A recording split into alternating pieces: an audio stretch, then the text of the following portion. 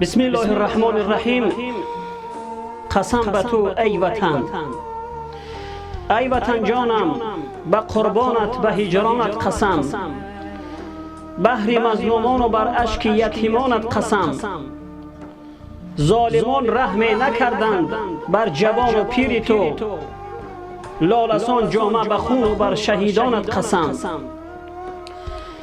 مردمی بیچاره ات با درد و رنجی بیشمار، بر غمی بیچارگان و مستمندانت قسم. هرچی را زیبا ببینم در دیار دیگران، یاد من آید ز تو بر دشت و دامانت قسم.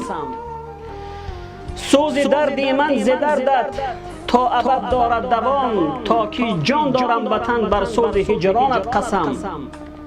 حیدری خواهد ز یزدان تا ز لطفی بیکران، بیندت آباد و خوش بر شاه مردانت قسم. میکنیم آزاد خاکت زین پلیدان خبیث، بر همه بیچارگانی اشک پیرانت قسم. شد بیدار ننگ و ناموس جوانان وطن، بر همه محبوس های بیگناهانت قسم. می رسد آن روز که بینم خنده را بر مادران، بر صدای پای آن اسپان تازانت قسم. نو عروسان را ببینیم در کنار شوهرش، بر همه آن گریه های بیوزن هایت قسم.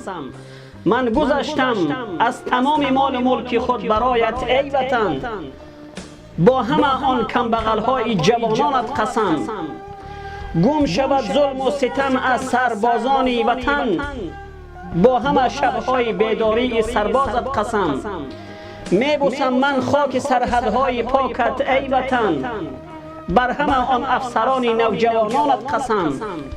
پرچمت را بالا خواهیم کرد یک بار دیگر در آسمان، بر همه رنگهای سرخ پرچم پاکت قسم. گوش کن ای افسر و سربازی با ایمان ما، تیر نگشایی برای ملت رنج دیده گریان ما. گر تو بگشادی این تیر اجل بر ملتت، بر تو هم خواهد رسید این تیر مرگ از ملتت.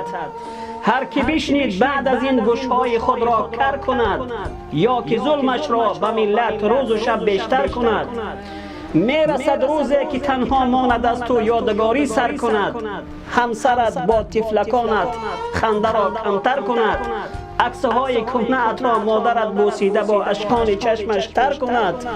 ای وطن تو صبر کن ما می رسیم بر کمکت، ای وطن تو صبر کن ما می رسیم بر کمکت. بر همه نامهای پاک خالق جانم قسم.